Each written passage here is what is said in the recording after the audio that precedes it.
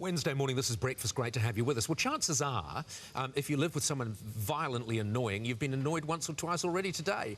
But the chances are very high that your pet peeve, the thing that you hate the most, will be something you experience today.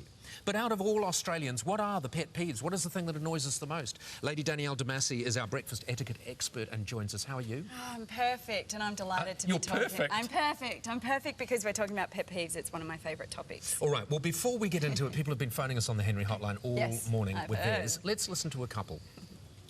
Hey, Paul, mate. The traffic in the morning, some of the bad drivers around here, really grinds my gears. Thanks, mate. Yeah, I can understand that. I mean, traffic in general, but and Kath was saying before too, people that won't let you in, you know. I mean, they're the rules, for goodness sake. But Here's one more. apparently everyone else is the bad driver. We're the only good driver. Oh, yeah. Well, I'm not sure about you. I'm a very good driver. Here's another. My pet peeve is the mis and overuse of the word excited and exciting. I just think it's so overused. We can't get that excited over so little. Actually, overused words can be, like the word iconic, which I've used once already this morning. Right. Not everything that people call iconic is iconic. Anyway, you might be interested to know that none of the people have phoned in with any of the top 4 pet peeves yet. So, at number 4 in Australia... Yes, is when people don't...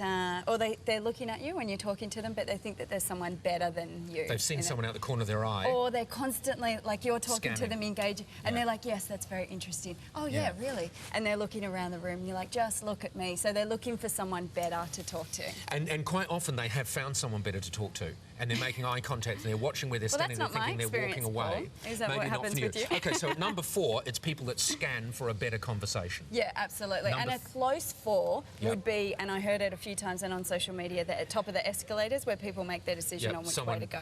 Stand over there and make your decision. Oh, so that is close to number 4. Close to number 4. Number 3, the third pet peeve. Not RSVPing to events, or RSVPing to events and then pulling out last minute. So people, there's a lot of stuff around these. People put a lot of work into events. That's me, I don't. Right, well... People over-invite. Are you going to say that this is you in every one of these pet peeves? No, but I do number 4 too. But people send you an invitation, you think, these people don't know me. I would never turn up for this. I'm insulted that they would send me that invitation. They don't deserve a response. They should die 1,000 deaths. You're a delightful person. All right, so not RSVPing or RSVPing and then not turning up. Number 2. Number 2 is when someone leaves their phone on their desk and then goes out to lunch and it rings and rings, texts, vibrates, but they're not there to pick it up or turn it off. Okay, so neglected phones. Yeah, but ringing through where people are like, just be quiet. Did you notice that before you got to even the top 4, that mobile phones actually made up a lot of those other pet peeves as well? Absolutely. I'm amazed that people aren't ripping phones off people's ears and chucking them out, especially when you go to a counter and people are talking and don't even acknowledge the person that's serving them in retail because or they're involved in their technology. No, that is vile. All right, so mobile phones at number 2. Right, the most annoying thing in Australia is... I feel like we need a drum roll or a tingle tingle. It is this.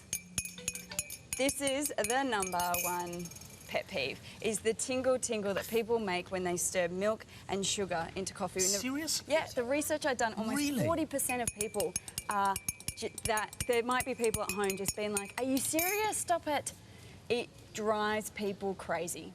But the number 1 of all the people you researched, and you researched hundreds and hundreds of people, that was the one that they all brought up. Yep. Number 1. Actually, that could get on your nerves more than the phone ringing. And the phone is ringing, so that's kind of 1 and 2 together. Which all right, is well, like that's fascinating, isn't it? I mean, that's an easy thing to stop, I suppose, but people half the time wouldn't even know they were doing it. No, and that's why. And so what's happening is when people have a pet peeve, the stories go crazy in their head. You might be saying, I'm going to give you $1 million, but I don't hear it because I'm like, please, stop. Yeah. Tingle, tingle. You know what you're thinking? You're right back at number 4, thinking, oh, I wish I could talk to that person over there. I wish I could talk to Kat. She just has the phone ringing. All right, thank you so much, Lady Danielle. That is fantastic. I must say, I kind of like the sound when after they jingle, they go... and it makes me think, oh, that's lovely. That's how long you have to wait. It's how long you have to where for that final. It's more the cutlery on the plate that really bugs me. Any of those sort of things, absolutely. Licking plates. Where do you eat? If it's a really good meal... Just kidding. Licking plates. Your view's coming up after the break.